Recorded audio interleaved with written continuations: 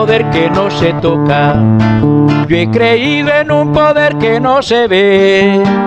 Yo he creído en un poder que no se toca ni se ve, pero se siente en el corazón. Yo he creído en un poder que no se toca ni se ve, pero se siente en el corazón. Mueve tu mano, Señor. Mueve tu mano, Señor, que tu espíritu nos llene, la iglesia se renueve. Mueve tu mano, Señor, que tu espíritu nos llene, la iglesia se renueve. Mueve tu mano, Señor. Yo he creído en un poder que no se toca. Yo he creído en un poder que no se ve. Yo he creído en un poder que no se toca ni se ve, pero se siente en el corazón. Yo he creído en un poder que no se toca ni se ve, pero se siente en el corazón. Mueve tu mano, Señor. Mueve tu mano, Señor, que tu espíritu nos llene, la iglesia se renueve. Mueve tu mano, Señor, que tu espíritu nos llene, la iglesia se renueve. Mueve tu mano, Señor.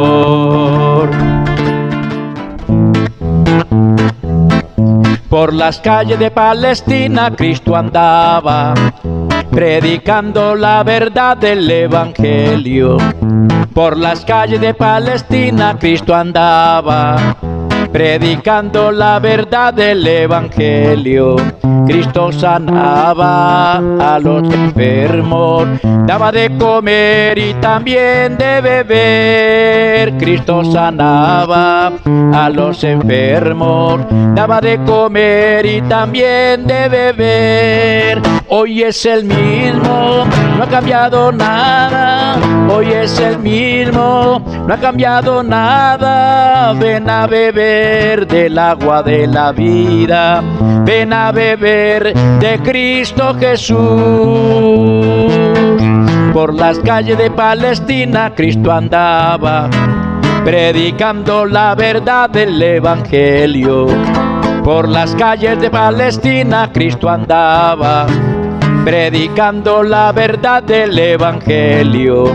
Cristo sanaba a los enfermos, daba de comer y también de beber. Cristo sanaba a los enfermos, daba de comer y también de beber. Hoy es el mismo, no ha cambiado nada.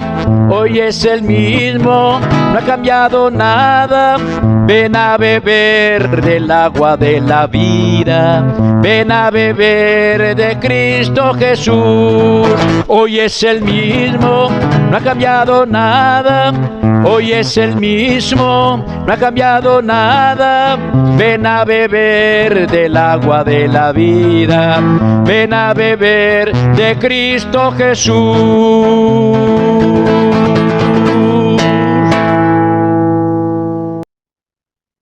Apreciados hermanos y amigos, me place mucho poder saludarles en el nombre admirable de mi Señor Jesucristo y poder compartir con ustedes la palabra de Dios. Bienvenidos a un programa más de un encuentro con la palabra de Dios. A partir de este momento voy a iniciar una serie de pensamientos relacionados con la sanidad. Un tema general, sanidad para todos. Espero con estas palabras, con estos pensamientos, ayudarles para que la fe se fortalezca y puedan sentir esa liberación maravillosa que Cristo nos proporciona, tal como lo dice su palabra: conoceréis la verdad y la verdad os hará libres. De hecho, anhelamos como predicadores, como pastores, como hermanos en la congregación, una manifestación poderosa, maravillosa de la gloria de Dios, que se manifieste en derramamiento del Espíritu Santo, que se manifieste en las sanidades, en los milagros. Ese es un anhelo permanente y hacemos muchas actividades con ese propósito. Entonces, antes de abordar este tema tan interesante, sanidad para todos, es bueno que meditemos por un momento en algunos aspectos importantes para que esto se pueda realizar. Y vamos a hablar de ese deseo que tenemos de crecimiento numérico, crecimiento espiritual y crecimiento económico. De pronto, el que está escuchando es un obrero, está iniciando, y estos pensamientos le ayudarán en gran manera en ese comienzo. O puede ser un pastor que tiene una congregación, pero está en un proceso de estancamiento y no hay mucho progreso. O puede ser que la congregación se muestra indiferente a la visión evangelística, a la visión de ganar a otros para Cristo. Entonces, estos pensamientos ayudarán a los unos y a los otros, porque aquí tenemos que ponernos de acuerdo. Dice la palabra de Dios en el Salmo 133 y el verso 1: mirad cuán bueno y cuán delicioso es habitar los hermanos juntos en armonía. Es como el buen óleo sobre la cabeza, el cual desciende sobre la barba de Aarón, y baja hasta el borde de sus vestiduras, como el rocío de Hermón que desciende sobre los montes de Sión, porque allí, gloria a Dios, envía a Jehová bendición y vida eterna. Como decía, ha habido un sentir en el pastor, en el obrero, en los hermanos, en las congregaciones, para que Dios se manifieste. Y hemos estado muy ocupados en relación con los equipamientos en las congregaciones. Es decir, cuando pensamos en una campaña, cuando pensamos en un programa especial, comenzamos a gestionar y ya tenemos que pensar en un buen sonido, en un buen predicador, los cantantes, el grupo de alabanza, en fin, quién va a atender la cafetería, quién va a atender a los visitantes. Es decir, se arma toda una logística alrededor de eso, incluyendo la publicidad y la presentación que tenemos que hacer durante esos días. Entonces hay que organizar muy bien la plataforma. Hay que hacerle una presentación llamativa para todos los asistentes.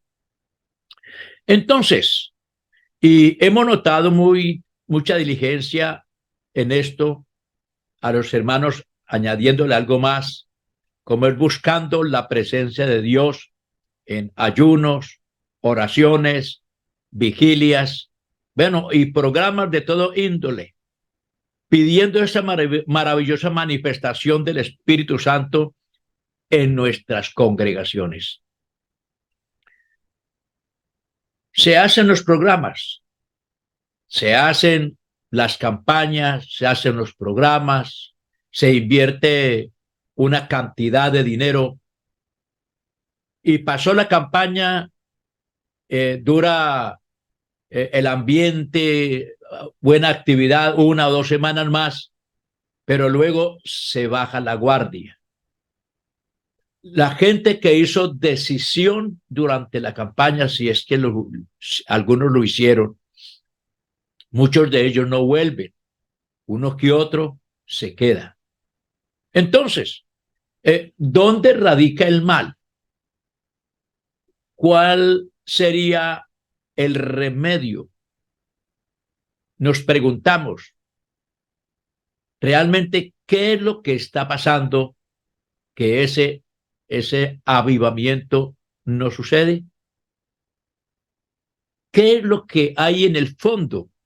¿Por dónde empezar? Parece que las cosas no han venido funcionando como deben ser.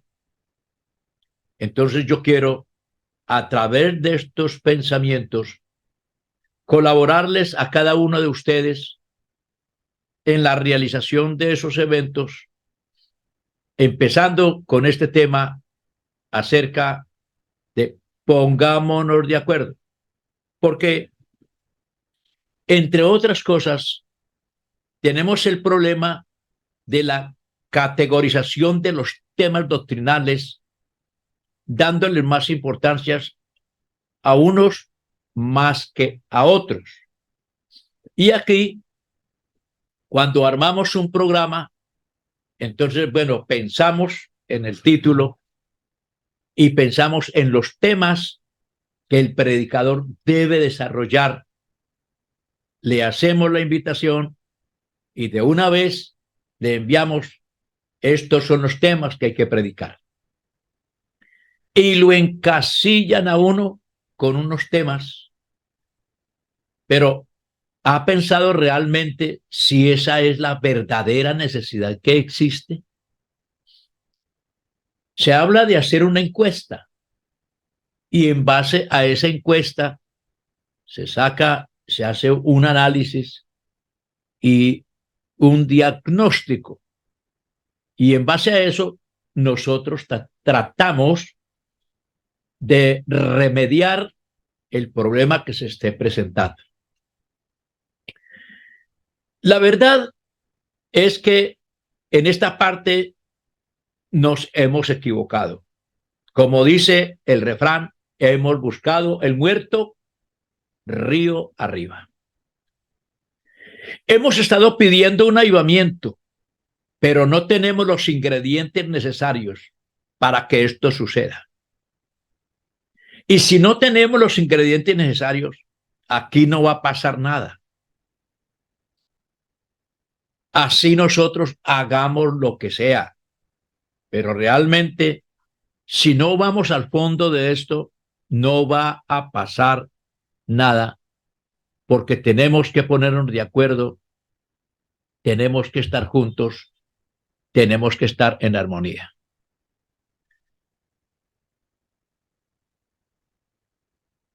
¿Qué es lo que realmente pide Dios ante todas las cosas? La palabra de Dios nos dice en Miqueas capítulo 6, versos 7 y 8. ¿Se agradará Jehová de millares de carneros o de 10,000 arroyos de aceite? ¿Daré mi primogénito por mi rebelión, el fruto de mis entrañas por el pecado de mi alma? ¿Cuántas cosas pretendemos nosotros hacer? Y hay diligencia, y hay voluntad, hay buenos propósitos, y se sacrifica tiempo y dinero. Pero, oh hombre, dice el profeta, oh hombre, él te ha declarado lo que es bueno. ¿Y qué pide Jehová de ti? Solamente hacer justicia y amar misericordia y humillarte ante tu Dios. A Dios no lo podemos engañar. Nosotros podemos inventarnos todas las estrategias habidas y por haber, pero recordemos esto, no es con ejército, no es con espada, dice el Señor, sino con su Santo Espíritu. Porque la obra es de Él. Y por eso hay que pensar qué es lo que tenemos que hacer para que Dios intervenga poderosamente en nuestras vidas, en nuestras familias y en nuestras congregaciones. En otras palabras, todo depende de ti, depende de nosotros. Eso incluye a usted, hermano, a usted, pastor, que me está escuchando. Eso lo incluye personalmente y abarca, por ende, a toda o a todos los comités y a toda la congregación. Es necesario estar unánimes, estar juntos, estar en armonía. En Hechos de los Apóstoles, el capítulo 2 y el verso 1, encontramos esto. Ellos perseveraban, estaban juntos en el día de Pentecostés. Estaban esperando el cumplimiento de la promesa. De manera que había un solo pensamiento, había un solo sentir. En esta parte de la armonía encontramos tres cosas importantes que hay que tener en cuenta. Una es la armonía o comunión con Dios. A veces estamos tan ocupados que no hay ese espacio, no hay ese tiempo para estar a solas con Dios.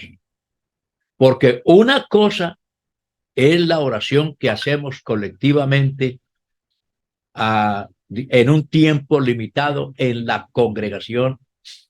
Y otra cosa es sacar un tiempo exclusivamente para estar a solas con Dios. A veces hacemos vigilias, pero las vigilias son vigilias solamente de canto y predicación. Y está bien, no es que sea malo, pero le falta un elemento que es la oración. Vigilia de oración. Esto es importantísimo. Teniendo en cuenta que a Dios no lo podemos manipular. Es decir, no, pues entonces vamos a hacer una huelga de hambre. No, no se trata de eso. El ayuno es una herramienta que Dios nos da para que estemos a solas con Dios, estemos en intimidad. No queremos ocuparnos en nada, no queremos ni ir a hacer nada de los alimentos, sino que nos encerramos con Dios porque estamos agradecidos, porque queremos alabarle, porque queremos bendecirlo, porque queremos adorarle, pero no porque Él se sienta obligado a hacer algo porque yo estoy sacrificando mi cuerpo sin comer para que Él haga algo. No, eso no va a ser así, porque por obras, por muy buenas que sean, no vamos a conquistar la voluntad de Dios. Esto tiene que ser en lo más profundo de nuestro ser. Entonces tenemos que replantear nuestra forma de buscar a Dios, porque a veces por el exceso de trabajo, a veces como pastores estamos tan ocupados visitando, evangelizando, estudiando, yendo aquí, yendo allá, y nos olvidamos que necesitamos tener una comunión estrecha con nuestro Señor. Es necesario que la oración esté presente, pero no oración con tiempo limitado, sino una oración sentida, prolongada, insistente, perseverante, para que Dios comience a obrar en nuestra vida en primer lugar. Si no hay esa comunión con Dios, si no hay esa intimidad con Dios, entonces lo demás no va a resultar. Porque el segundo paso aquí es tener comunión o paz con uno mismo, que uno no sea víctima del estrés, que uno no sea víctima de los resentimientos, que uno no sea víctima del pasado, que uno no sea esa persona que es inconforme con todo lo que tiene cuando Dios lo ha bendecido, cuando a Dios lo ha protegido, cuando Dios lo ha sanado, pero está inconforme en el lugar que vive, en la casa que vive, con el salario que recibe, inconforme con el hermano, inconforme con el vecino. No, esto incluye tener paz con todos, seguir la paz con todos y la santidad, sin la cual nadie verá al Señor. O sea, que esa paz interna, esa tranquilidad que se siente en el alma, aquello que el Señor dijo, la paz os dejo, mi paz os doy, yo no la doy como el mundo la da, no se turbe vuestro corazón ni tengas miedo. Eso es maravilloso. La paz de Dios. El Señor dice claramente, justificados pues por la fe, tenemos paz para con Dios por medio de nuestro Señor Jesucristo. Paz es lo contrario a la guerra. Pero si yo no tengo paz, vivo alterado, inclusive me porto mal, de mal genio, todas esas cosas que van flotando y trato mal a mis hijos, a la familia, a la esposa, al hermano, en fin, porque hay algo allá adentro y yo tengo que deshacerme de todo eso, tener paz con Dios, paz conmigo mismo y luego paz con mis hermanos. Esto es comunión. Si tienes algo guardado en tu corazón, si no tienes comunión con tu esposa, con tu esposo, con tus hijos, con los hermanos, si no tienes buena relación con Dios, Dios no te va a escuchar la oración. Es inútil que llores, que grites, que vigiles, que ayunes. Eso es inútil, porque primero hay que establecer esos puentes de comunicación. Por eso dice, y repito, en armonía, en buena comunión. Ahora, a veces caemos en ese vacío de la religiosidad y no se trata de la religiosidad. La religión es buena, claro que sí, pero la religión buena es aquella de visitar a los hermanos, ayudar a los necesitados, como dice Santiago 1:24. Eso es bueno, pero eso no es todo, porque hay que hacerlo correctamente para que Dios acepte. Es cierto que las obras no salvan, pero los salvos sí hacen obras. Entonces, volvamos al Salmo 133. Mirad cuán bueno y cuán delicioso es habitar los hermanos juntos en armonía. Yo sé que es la voluntad de Dios que toda congregación tenga su crecimiento normal, crecimiento numérico, crecimiento espiritual y crecimiento económico, porque no se puede crecer en una sola parte. Porque si crece numéricamente, es decir, hay hartas ovejas, entonces, por supuesto, que al crecer numéricamente, entonces van a haber más bebés y las ovejas van a producir lana, leche, queso, van a proporcionar elementos para que el pastor se pueda suplir de ellas y también pueda suplir sus necesidades. Entonces no se puede crecer en un solo lado, no se puede crecer numéricamente y no crecer espiritualmente, porque hay que estar alertas. Por eso estas tres cosas, crecimiento espiritual, crecimiento numérico y crecimiento económico, tiene que tener un soporte. Y ese soporte, estimado hermano, estimado pastor, estimado amigo, tiene que ver con algo muy importante. Vamos a imaginarnos este triángulo de estas tres cosas y vamos a pensar que está sobre una mesa. Si esa mesa no está bien nivelada, si esa mesa le falta una pata, entonces no podremos colocar el triángulo porque se va a caer. Es necesario que esas patas estén completas. Por lo cual, lo que quiero decir con esto es que hay 4 cosas que se deben tener en cuenta. 1, lo que dice Hechos capítulo 2 y el verso 42, que toda la multitud de los que habían creído perseveraban en la doctrina, perseveraban en la comunión los unos con los otros y perseveraban en las oraciones y en el partimiento del pan. 4 cosas fundamentales que tienen que ver con el buen desarrollo para que haya un crecimiento integral.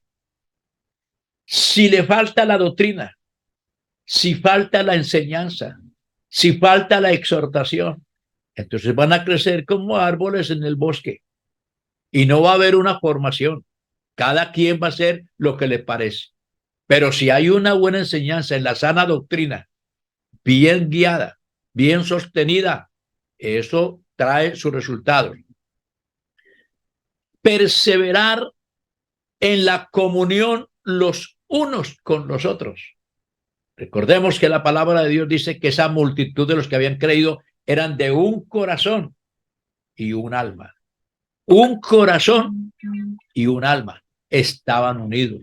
Había armonía y por eso el Señor añadía día a día los que habían de ser salvos.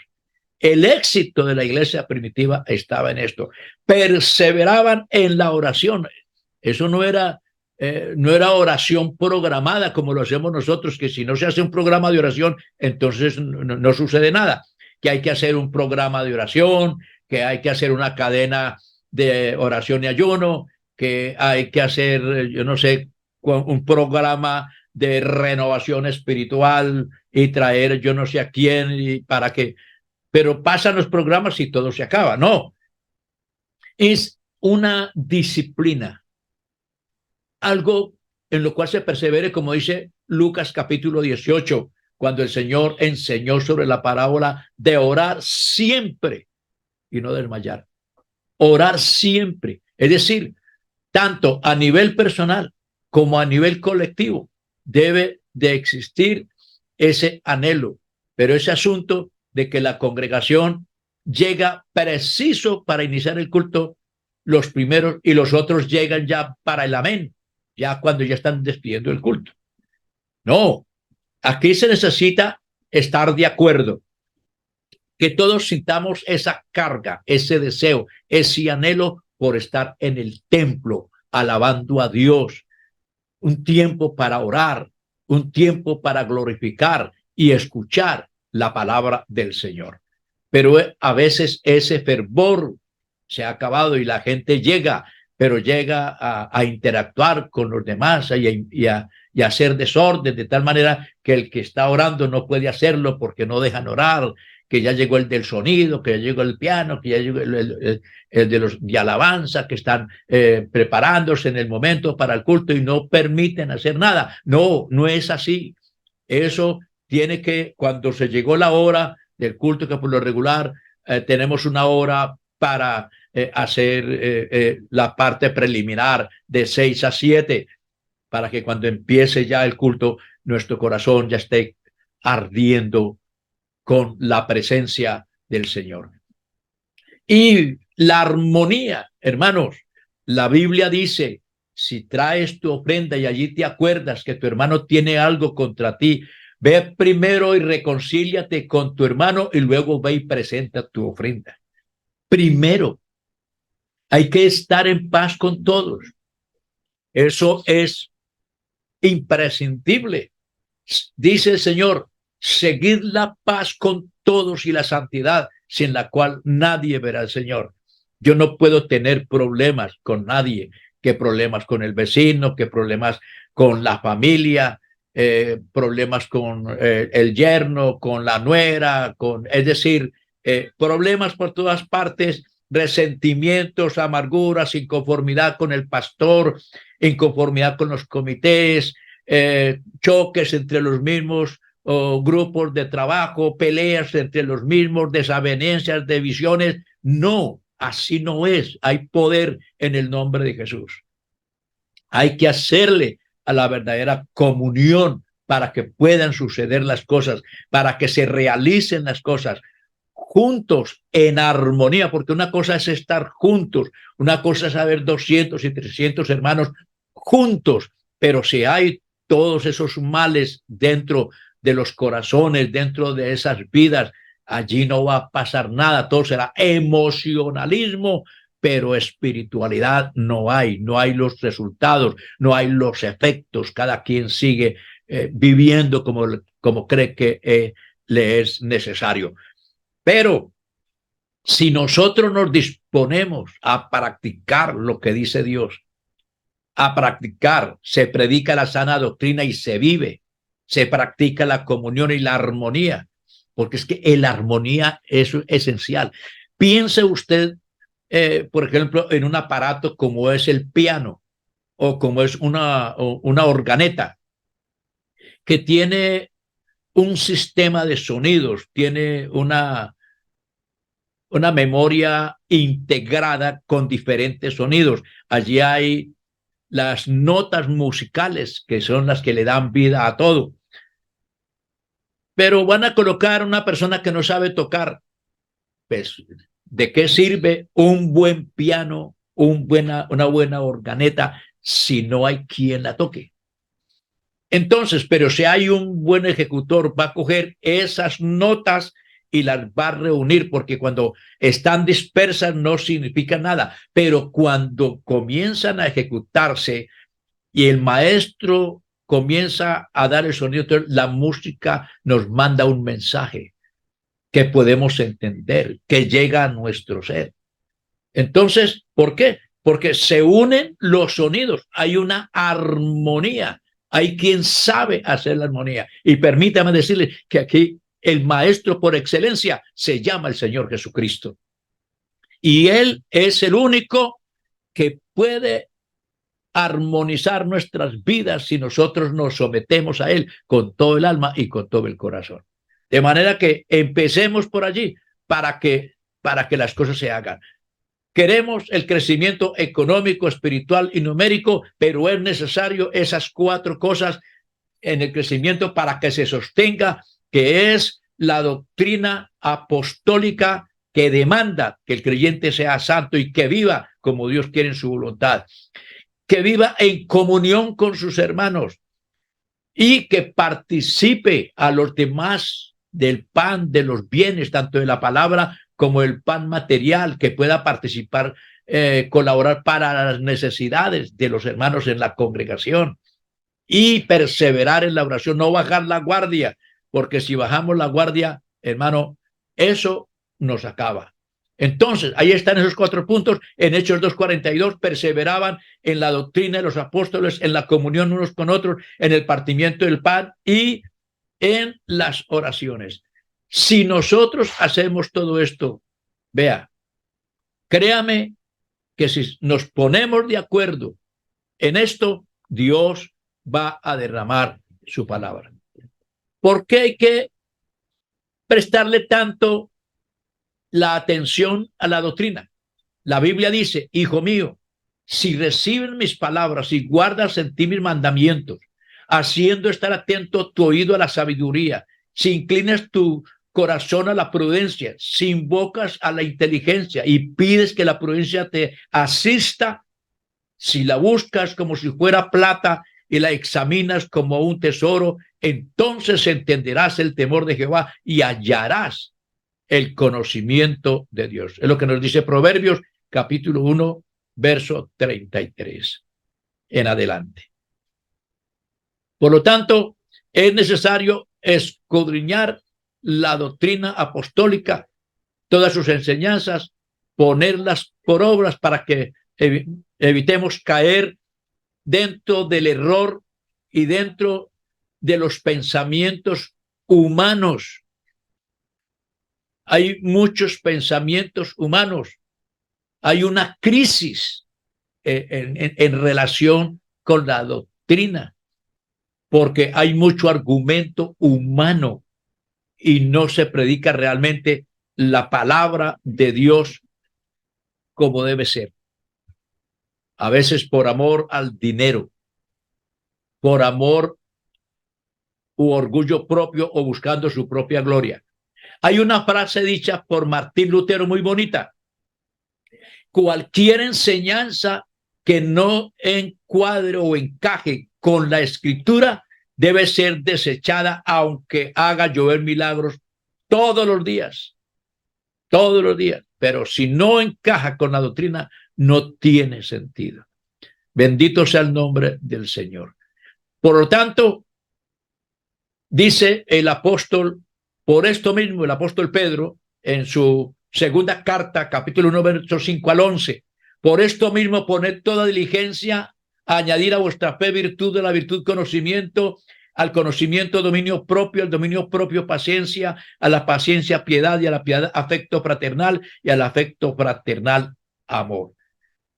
Que no se nos olvide entonces estas partes.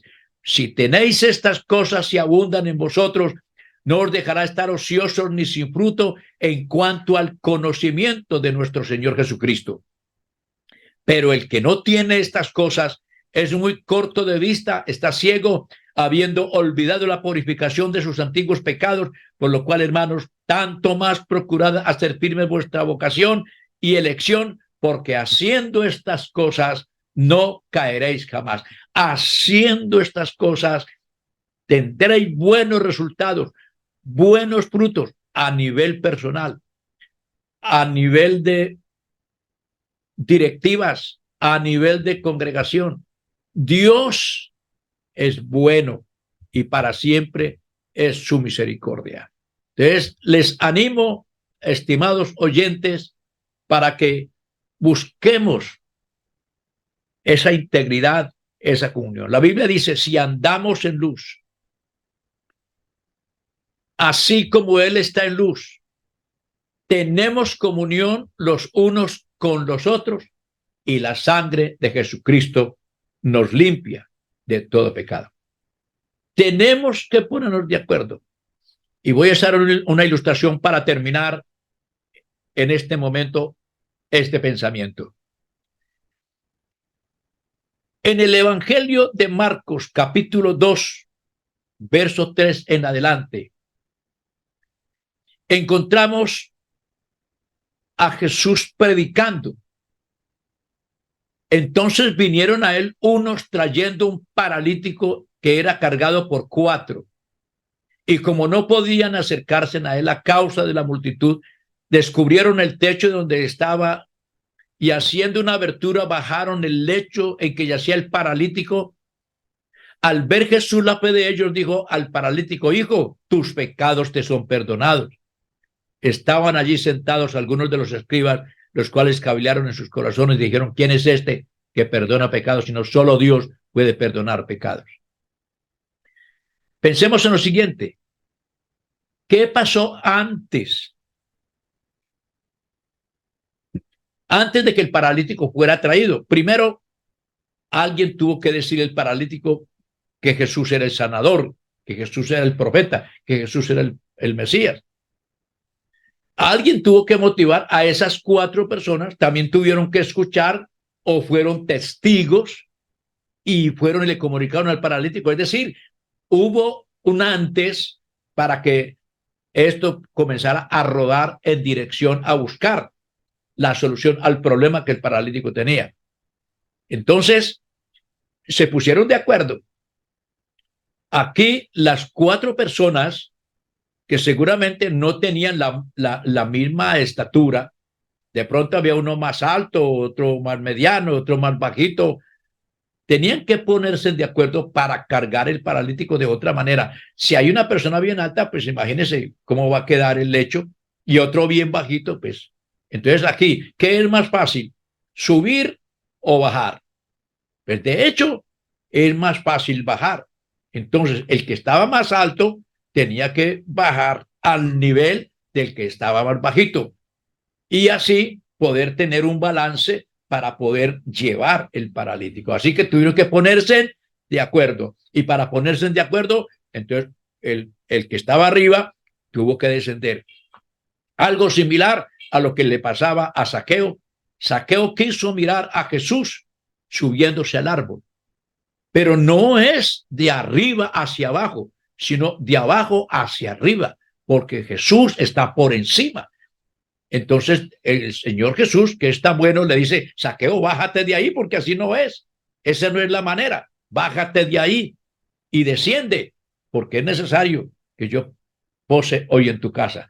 De manera que era necesario, como el Señor iba para la casa de él, entonces él tenía que bajarse de allá, porque no había otra manera y no hay otra razón. Si nosotros queremos ver esa gloria de Dios, tenemos que bajarnos de nuestro orgullo, de nuestra jactancia, de nuestros saberes, de nuestro egoísmo, de nuestros caprichos, de nuestras ideas. Tenemos que descender,